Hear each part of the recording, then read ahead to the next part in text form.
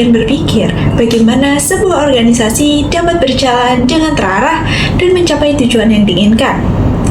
Tentu, semua itu tidak berjalan secara kebetulan. Setiap organisasi memerlukan arah yang jelas mengenai apa yang ingin dicapai di masa depan. Untuk itulah, penetapan tujuan dan juga perencanaan menjadi bagian yang sangat penting dalam proses manajemen.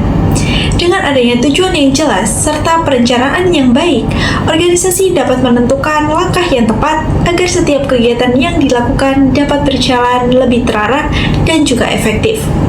Pada materi kali ini, kita akan membahas mengenai goal setting and planning dalam organisasi, serta bagaimana keduanya dapat membantu organisasi untuk mencapai tujuan yang telah ditetapkan. Pada materi yang pertama, kita akan membahas mengenai goal setting and planning dalam organisasi, serta bagaimana keduanya diterapkan dalam proses manajemen. Tujuan atau goals merupakan kondisi yang ingin dicapai oleh sebuah organisasi di masa depan. Tujuan ini berfungsi sebagai arah atau pedoman agar setiap anggota organisasi mengetahui apa yang harus dicapai. Dengan adanya tujuan yang jelas, kegiatan yang dilakukan dalam organisasi dapat lebih terarah. Selain itu, organisasi juga memerlukan perencanaan atau planning. Perencanaan merupakan proses untuk menentukan langkah-langkah yang perlu dilakukan agar tujuan tersebut dapat tercapai. Dalam perencanaan, biasanya ditentukan berbagai hal, seperti strategi, kegiatan yang akan dilakukan, serta penggunaan sumber daya yang dimiliki organisasi. Melalui perencanaan yang baik, sebuah organisasi tidak hanya berfokus pada aktivitas sehari-hari, tetapi juga dapat mempersiapkan diri untuk mencapai tujuan jangka panjang secara lebih efektif dan juga terarah. Jika melihat pada bagian yang pertama, bagian ini menunjukkan bahwa tujuan dan juga rencana dalam organisasi disusun menjadi bertingkat-tingkat. Pada tingkat yang paling atas, terdapat mission statement yang menggambarkan tujuan utama serta arah besar organisasi. Di bawahnya, terdapat strategic goals, yaitu tujuan jangka panjang yang biasanya ditetapkan oleh manajemen tingkat atas. Tujuan ini kemudian diterjemahkan menjadi tactical goals yang disusun oleh manajemen tingkat menengah, dan selanjutnya pada tingkat yang paling bawah terdapat operational goals yang berkaitan dengan kegiatan operasional sehari-hari dalam sebuah organisasi. Dengan adanya tujuan susunan yang jelas, arah organisasi dapat diterjemahkan hingga ke aktivitas kerja yang dilakukan setiap hari oleh anggota organisasi. Kemudian, selanjutnya pada bagian berikutnya akan dijelaskan mengenai proses perencanaan dalam organisasi. Langkah yang pertama yakni adalah develop the plan, yaitu tahap pengembangan rencana dengan menetapkan visi, misi, serta tujuan utama dalam organisasi. Pada tahap ini, organisasi menentukan arah dasar yang ingin dicapai. Langkah kedua adalah translate the plan, yaitu menerjemahkan rencana tersebut ke dalam strategi yang lebih spesifik. Pada tahap ini, organisasi mulai menentukan tujuan taktis, membuat peta strategi, serta menyiapkan berbagai alternatif rencana jika terjadi perubahan kondisi. Langkah ketiga adalah plan operation, yaitu menyusun rencana operasional secara lebih rinci. Pada tahap ini ditentukan tujuan operasional, ukuran keberhasilan, target yang ingin dicapai, serta persiapan dalam menghadapi kemungkinan krisis. Langkah yang keempat yakni adalah execute the plan, yaitu melaksanakan rencana yang telah dibuat. Pada tahap ini, organisasi menjalankan berbagai kegiatan sesuai dengan rencana dan memastikan setiap bagian itu bekerja sesuai dengan tanggung jawabnya. Langkah terakhir atau yang kelima yakni adalah monitor and learn, yaitu melakukan evaluasi terhadap pelaksanaan rencana. Organisasi meninjau hasil yang telah dicapai, kemudian mempelajari kekurangan yang ada, dan melakukan perbaikan agar perencanaan berikutnya dapat berjalan secara lebih baik. Selanjutnya, saya akan menjelaskan goal setting in organization. Penetapan tujuan dalam organisasi dimulai dari perumusan misi dan tujuan bersama yang dikonstruksi secara sosial oleh individu atau kelompok dalam organisasi. Karena setiap manajer dapat memiliki interpretasi yang berbeda, manajemen puncak perlu menyatukan berbagai perspektif melalui diskusi dan negosiasi agar organisasi dapat menentukan prioritas tujuan yang disepakati bersama. Pada puncak hierarki organizational goals terdapat organizational mission, yaitu alasan fundamental keberadaan organisasi yang mencerminkan nilai, aspirasi, dan arah utama organisasi. Misi ini biasanya dirumuskan dalam bentuk mission statement, yaitu pernyataan formal yang menjelaskan tujuan organisasi secara luas. Untuk mencapai misi tersebut, organisasi menetapkan beberapa tingkatan tujuan dan rencana. Nah, yang pertama ada strategic goals yang merupakan tujuan luas yang menggambarkan posisi yang ingin dicapai organisasi di masa depan dan ditetapkan oleh manajemen puncak. Kemudian diwujudkan melalui strategic plans yang berisi langkah, tindakan, dan penggunaan sumber daya dalam jangka panjang sekitar 2-5 tahun. Selanjutnya ada tactical goals yang menjadi tanggung jawab manajemen menengah dan dijalankan melalui tactical plans dalam bentuk kegiatan departemen untuk mendukung pelaksanaan strategi organisasi. Nah, selanjutnya ada operational goals yang bersifat lebih spesifik dan terukur bagi departemen dan dilaksanakan melalui operational plans berupa aktivitas kerja harian serta jadwal pelaksanaan. Untuk menyelaraskan seluruh tujuan tersebut, organisasi dapat menggunakan strategi map, yaitu alat visual yang menunjukkan hubungan sebab akibat antara berbagai tujuan organisasi. 4 area utama dalam strategi map meliputi learning and growth goals, yaitu tujuan yang berfokus pada pengembangan karyawan melalui pelatihan, pembelajaran berkelanjutan, berbagi pengetahuan, serta pembentukan budaya inovasi untuk meningkatkan kemampuan organisasi. Selanjutnya ada internal business process goals, yaitu tujuan yang berkaitan dengan peningkatan kualitas proses bisnis internal agar operasi organisasi berjalan lebih efisien dan mampu menghasilkan produk atau layanan yang lebih baik. Selanjutnya ada customer service goals, yaitu tujuan yang berfokus pada peningkatan kualitas pelayanan, kepuasan pelanggan, serta pembangunan hubungan yang kuat dengan pelanggan.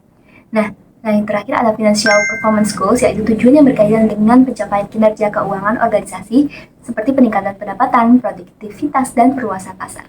Dengan demikian, strategi map membantu organisasi memastikan bahwa seluruh tujuan dan aktivitas kerja saling terhubung untuk mendukung pencapaian misi organisasi. Sekarang kita akan masuk ke materi kedua. Apa itu performance management? Jadi performance management ini adalah suatu proses yang dilakukan oleh organisasi untuk memastikan bahwa kinerja karyawan ini sejalan dengan tujuan perusahaan.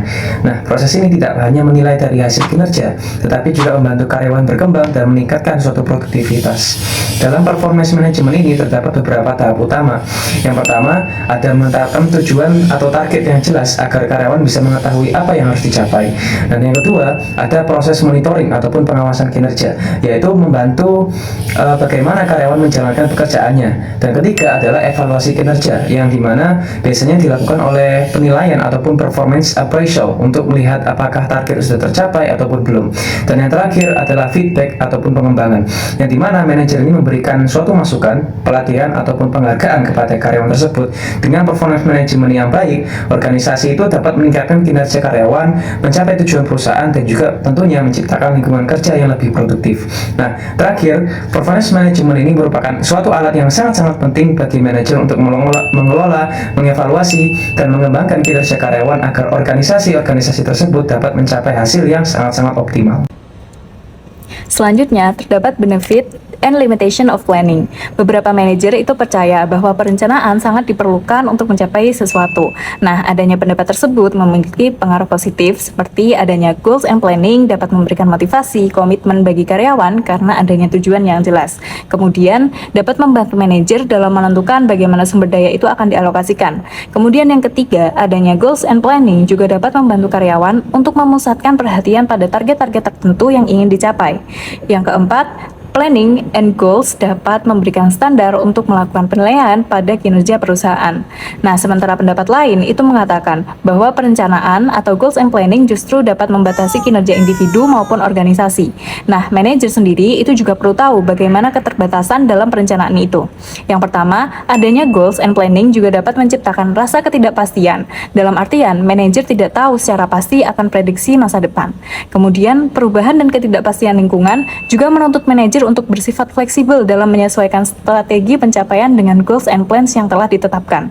Jika organisasi terlalu terpaku pada rencana yang telah dibuat, akibatnya organisasi menjadi kaku dan sulit beradaptasi akan adanya perubahan.